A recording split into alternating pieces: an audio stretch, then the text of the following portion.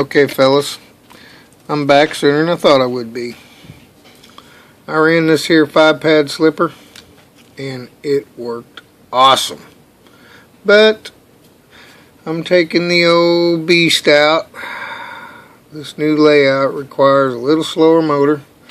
I'd like to have got my hands on a 6.5, but this is all they had, and we've had some nasty weather. So shipping's pretty bad right now. I'm not going to wait around. I just went ahead and got what they had in stock. So, since I'm pulling this motor, I wanted to show you this new wiring deal here. This wiring to the front with the ESC to the motor, it just opens up. It just opens it up. The slipper compartment. Man, it makes it easy to do. And this wire right here I got run through there this way, of course. But I just fished it right out. No problem. I can do that even if the motor's in there. But check out this way I found to put this baby back in there. It's a lot easier this way. Just get you a tie wrap or a piece of wire or something you can bend in a V shape. Just reach down in there and hook that drive axle. And then just let it rest like that. See how I did that? Then you got to turn the axle to where it's pointing straight up. You got to do the same thing on the back. Just reach down there, hook it, pull it up, let it rest on that little V, and then turn that axle pin till it's straight up, just like that. Now, seems I'm going to be running a 7.5. I'm going to throw this 3-pad slipper back in there. I'm going to save that 5-pad till next.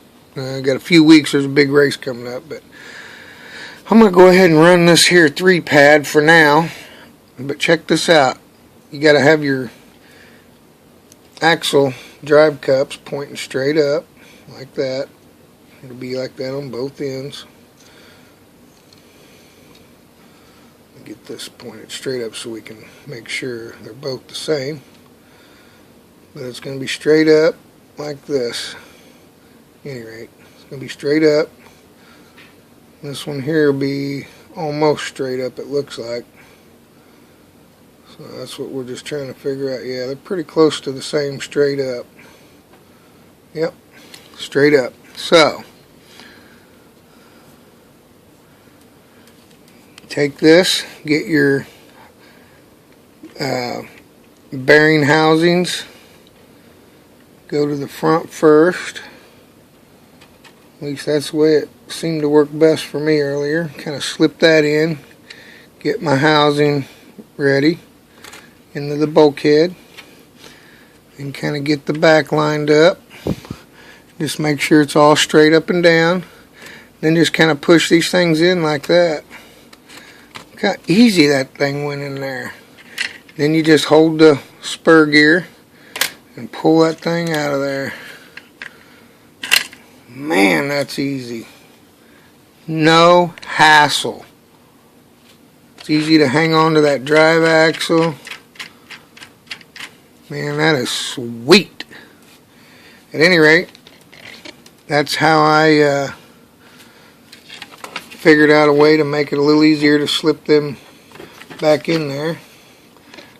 Works pretty good. And boy, I just love that open area there for pulling that slipper. I tend to deal with my slippers quite a bit, but I'm done messing with them. I've got a 5-pad, and then I've got my 3-pad, so I'm always ready to rock and roll no matter what motor I tend to run, I guess. But if I do want to work on it, that's how I'm going to put it back in and pull it out and everything. And of course, I'll just fish this little baby right back through here. Oop. With the motor, you got to bring it up through the front though, because the gap's a little wider up there, but you got to come in through this way with it. And that's how that goes. Just right back like so. right into the battery. I went short on this, just, you know, resistance, a little less resistance there, I'm hoping, but a little shorter wire, but on my battery compartment. Nothing to it. There's a quick tip on how to put that slipper back in there if you run your wires this way. If you run them through here, then you got to take and move all them wires, wrestle that sucker. But I bet you that tie wrap trick would work pretty good even if you had your wires run that way. Just reach down in there and hook it. Anywho, just another tip. Talk to you fellas later.